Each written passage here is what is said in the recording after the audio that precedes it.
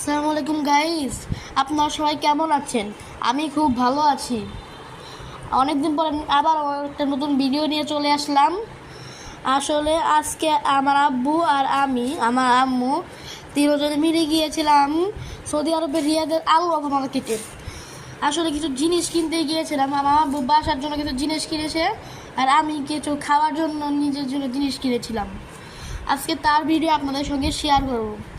আর আচ্ছা গাইস, আরেকটা কথা বলে দিই, এই ভিডিও আরও অনেকগুলি পার্ট আছে, আপনারা দেখবেন। আর এর আরও 3টা পার্ট ছাড়বো আমি, ভবিষ্যতে আরও দিতে পারি ইনশাআল্লাহ। আমার আব্বুর কাছে যে আবদারি আমি করি, আমার আব্বু কোনো আবদারি মানা করে না। এখন আমি অনেকগুলো স্পাইসি নুডলস নেব, কোরিয়ান স্পাইসি নুডলস। তাও নিয়েছি তো অনেকগুলি নিয়েছি, দামও অনেক। আমার আম্মু হইলে অথবা দিত না, কিন্তু আমার আব্বু দেখে মানা করে না, দিছে।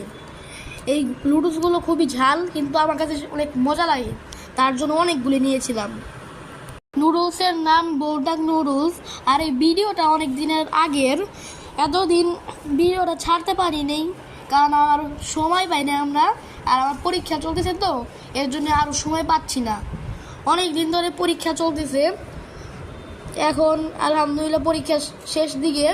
যদি পরীক্ষা শেষ হয়ে যায় তাহলে ইনশাআল্লাহ রেগুলার ভিডিও দেওয়ার চেষ্টা করব, কারণ পরীক্ষা শেষ হওয়ার পরে আমার তত কাজ নাই।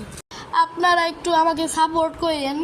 আপনারা যদি লাইক সাবস্ক্রাইব কমেন্ট না করেন, আমি অত আগ্রহী হই না ভিডিও ছাড়ার জন্য। এর জন্য আমি 2-3 মাস ধরে ভিডিও ছাড়তে পারি না। আমার ভিডিও ছাড়তে পারতাম, কারণ কতদিন আগে পর্যন্ত পরীক্ষা ছিল না, কিন্তু আপনারা লাইক সাবস্ক্রাইব কেউ করেন নাই দেখে অতটা আগ্রহী হয়নি। আপনারা একটু শেয়ার করে দিন, লাইক করে দিন, কমেন্ট করে দিন, সাবস্ক্রাইব করে দিন।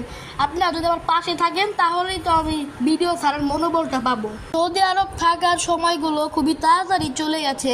আমার আব্বুর সাথে ঘুরতাম, খাইতাম, তারপরে আমার আব্বুর ওয়ার্কশপে গিয়ে কাজ করতাম, খুবই ভালো লাগতো। এরকম ভালো সময়গুলো খুবই তাড়াতাড়ি চলে যায়।